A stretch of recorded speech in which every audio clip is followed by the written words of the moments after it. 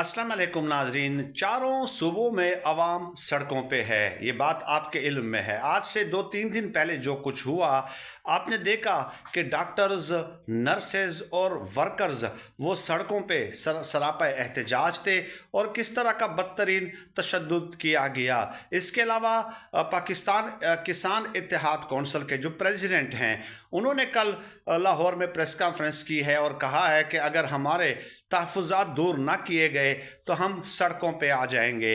तो गोया पंजाब सड़कों पे, बलूचिस्तान में आप देख लें, महारंग बलोच सरदार अख्तर मेंगल वो अपने मुतालबात लेकर जो है वो सड़कों पे मौजूद हैं और अख्तर मेंगल ने कहा है कि डील का तासुर गलत है, एहतजाज अब भी जारी है। साथ ही साथ अख्तर मेंगल ने एक बहुत अलार्मिंग ऐलान किया है कि माइंस एंड मिनरल बिल के हवाले से हम सुप्रीम कोर्ट जा रहे हैं।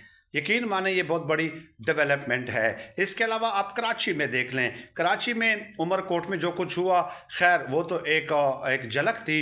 उसके बाद सिंध के जो नहरी निज़ाम के हवाले से पीपल्स पार्टी की मुनाफ़कत है, वो भी आपने देखा कि अवाम पे आश्कार हो गई है और सिंध का तरक्की पसंद जमात जो है वो भी सड़कों पे है। गुज़श्ता कई दिनों से एहतजाज जारी है।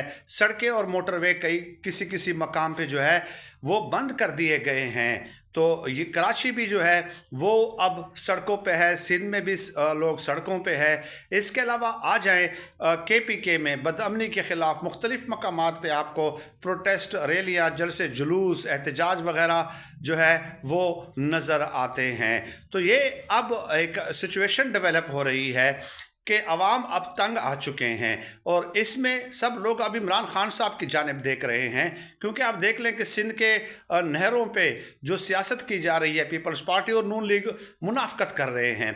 पीपल्स पार्टी कह रही है कि हम इसके ख़िलाफ़ हैं, लात मारते हैं हम ऐसी वजारतों को कि जो सिंध के नहरी निज़ाम की मंजूरी दे।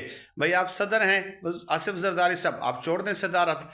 बलूचिस्तान और सिंध में आपकी हुकूमत है, दो हुकूमतों के आप मज़े लौट रहे हैं और आवाम को बेवकूफ़ बना रहे हैं। चुनाचे ऐसे हालात में लोग ऐसी लीडरशिप की तरफ देख रहे हैं जो कम अज़ कम अपनी कौम के साथ मुनाफ़कत तो नहीं करते, वो है इमरान खान साहब। यही वजह है कि कल कराची में भी एक कन्वेंशन पूरे जलसा गाह में तब्दील हो गया। रात 11 बजे यूँ समझ लें कि जैसे कराची सड़कों पर उमड़ आया हो।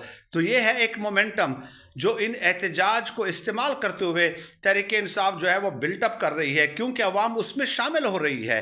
एहतजाज को इस्तेमाल करने का मतलब ये है कि अवाम की उम्मीदें अब तहरीक इंसाफ से हैं, अब इमरान खान साहब से हैं। वो अवाम की ज़बान है, वो कौम की ज़बान है, कौम के जज्बात और मसाइल की वो तर्जुमानी करते हैं।